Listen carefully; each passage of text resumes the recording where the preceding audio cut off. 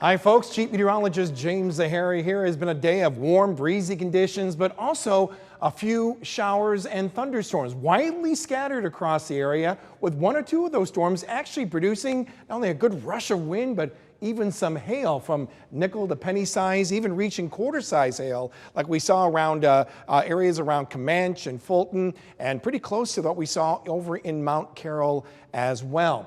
We are noticing some more showers and even a few thunderstorms to our north and west. No surprise here. All this coverage that you see will be increasing across our area from west to east. A few thunderstorms mixed in. Some of the rain may be heavy, and then this will follow with some very windy conditions as we get toward dawn. So let's talk about the wet weather. And you can see by the time we get to 11 p.m., you can see how that rain axis begins to make its way from west to east. And then the coverage becomes very widely scattered as we get to about 6 a.m. And I think that will be the wave that will move its way off to the northeast, leave behind some leftover showers maybe for areas around northeastern Iowa as we get to about midday. Skies clearing nicely by later on in the afternoon.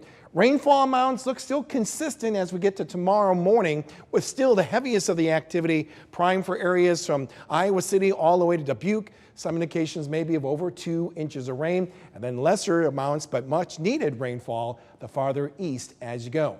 Now let's talk about the winds. They're not going to be too bad going into the first half of our night, but then as we get toward dawn tomorrow, that's when we still expect to see winds gusting over 40 miles an hour, maybe even approaching 50 as well going into the morning. And these wind gusts will remain such as we go through really most of the afternoon before those winds begin to slowly subside after that. So there's no surprise that for most of the area, we have this wind advisory out through starting about midnight, or at least after midnight tonight, and at least for areas north of the Quad Cities until around 7 p.m. Otherwise, around the Quad Cities and points southward, you're talking about the wind advisory until about 4 p.m. or so.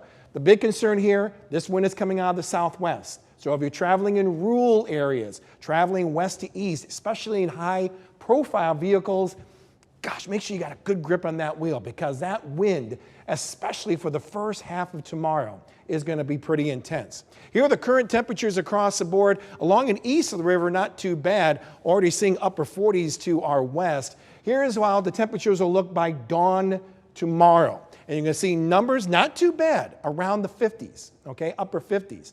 But here's what's going to be taking place, because as we go throughout the morning hours, those 50s are going to be replaced by 40s for temperatures going to the afternoon. Then you factor in the wind, and you're talking about those wind chills. Look at this, dropping in the upper 30s as we get to the afternoon. So tomorrow is going to be called a wind chilly Saturday. Bundle up. It's going to be a cool one at that. Fortunately, we don't expect that for the rest of the weekend. We do see some nice improvement on Sunday. Not too bad even on Monday with more clouds rolling in. But I think for the time being, we'll keep our Tuesday dry with temperatures returning in the lower 60s. Best day for next week will be Wednesday. Mark it down. We may be flirting near 70 degrees.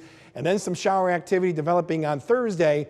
That will be the one that will really cool up those temperatures heading into the following weekend.